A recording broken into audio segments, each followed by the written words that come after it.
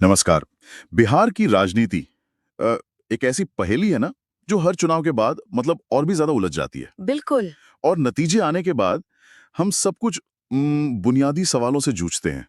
आखिर एनडीए का ये किला इतना मजबूत क्यों है? हाँ, ये सवाल हर बार उठता है। और महागठबंधन जैसी एक मजबूत सेना हम्म। बार बार इस किले की दीवारों से टकराकर लौट क्यों आती है? हम्म। क्या ये सिर्फ जाति का गणित है, या विकास का कोई दावा है, या फिर पर्दे के पीछे चल रहा संगठन और रणनीति का कोई गहरा खेल है? देखिए, आपने जो किला शब्द इस्तेमाल किया वो बिल्कुल सटीक है। अच्छा। और बिहार की राजनीति को समझने के लिए हमें इसी किले के 3 सबसे मजबूत स्तंभों को देखना होगा। वो क्या है? पहला, जाहिर है, जातीय समीकरण। हाँ। दूसरा, नेतृत्व की छवि, हाँ। मतलब किलेदार पर जनता का भरोसा। और तीसरा? और तीसरा, गठबंधन की अपनी केमिस्ट्री, उसकी स्थिरता। हाँ, बेरोजगारी, महंगाई, शिक्षा जैसे मुद्दे जरूर हैं, हम्म। लेकिन चुनावी हवा का रुख आखिरकार इन्हीं 3 स्तंभों पर आकर टिकता है, और यहीं पर एनडीए बाजी मार ले जाता है। बिल्कुल।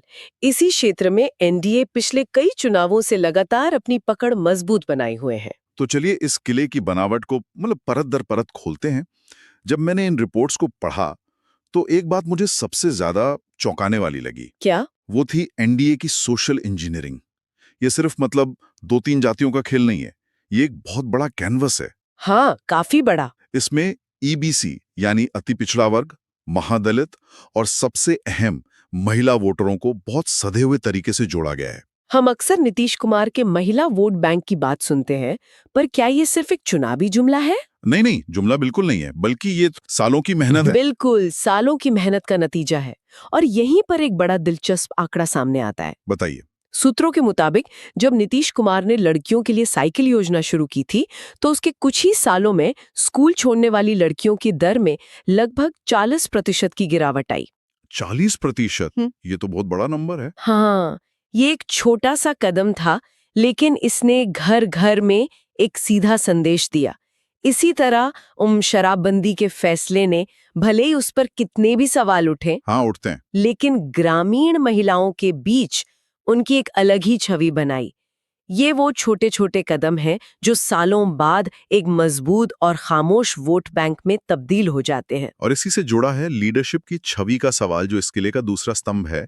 नीतीश कुमार ने कई बार गठबंधन बदले हैं। हाँ, कई बार। राजनीतिक विश्लेषक इसे अवसरवाद भी कहते हैं। तो फिर जमीन पर वोटर, खासकर ग्रामीण वोटर, इस बात को नजरअंदाज क्यों कर देता है?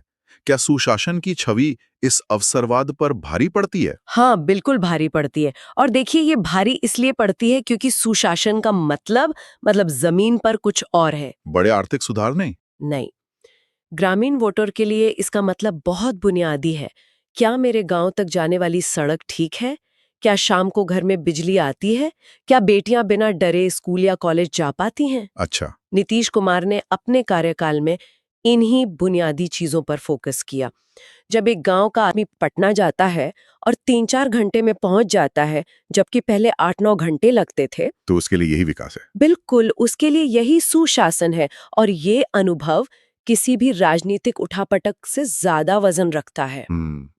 ये तो हुई किले की दीवारें और उसकी छवि की बात। हम्म। लेकिन कोई भी किला सिर्फ दीवारों से मजबूत नहीं होता। हम्म। उसके पीछे एक अदृश्य सेना भी होती है। सही बात है। रिपोर्ट्स में बार बार बीजेपी के बूथ कैडर मॉडल का जिक्र आता है। हम्म। सुनने में बहुत तकनीकी लगता है, पर असल में जमीन पर यह काम कैसे करता है? इसे ऐसे समझिए कि ये एक माइक्रो मैनेजमेंट का कमाल है। हर 30-40 वोटरों के लिए एक पन्ना प्रमुख होता है। पन्ना प्रमुख? हाँ, जिसके पास वोटर लिस्ट के एक पन्ने की जिम्मेदारी होती है।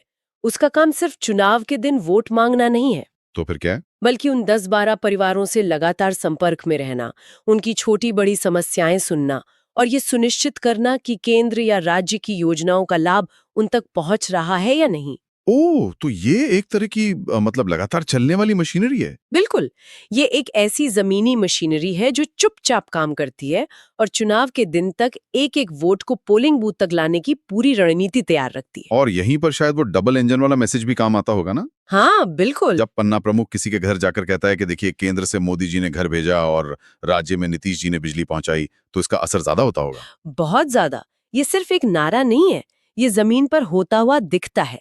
उज्ज्वला का सिलेंडर, प्रधानमंत्री आवास योजना का घर, किसान सम्मान निधि का पैसा। ये सब सीधी चीजें हैं। ये सब ऐसी चीजें हैं जो सीधे वोटर के बैंक खाते या घर तक पहुंचती हैं।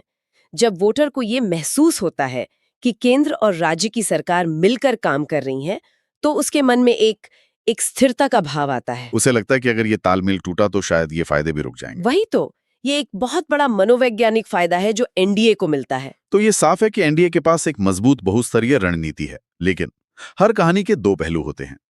अगर एनडीए का किला इतना मजबूत है तो इसका मतलब ये भी है कि जो सेना उस पर हमला कर रही है, यानी महागठबंधन, उसकी रणनीति में कहीं ना कहीं बड़ी चूक हो रही है। वो क्या गलतियां हैं जो उन्हें बार बार सत्ता से दूर रखती हैं? देखिए, सबसे पहली और शायद सबसे बड़ी दीवार जिसे महागठबंधन पार नहीं कर पा रहा, वो है नेतृत्व को लेकर भ्रम।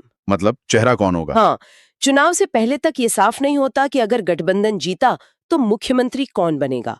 नेताओं के बीच की खींचतान और बयानबाजी वोटर तक पहुंचती है और उसके मन में एक सवाल खड़ा करती है। बिल्कुल, जो लोग आपस में ही लड़ना नहीं छोड़ रहे, वो राज्य क्या चलाएंगे? एक साफ चेहरे की कमी उन्हें हमेशा बैकफुट पर धकेल देती है। और क्या इसमें आरजेडी की वो पुरानी छवि का भी कोई हाथ है? तेजस्वी यादव ने रोजगार और विकास की बात करके एक नई पहचान बनाने की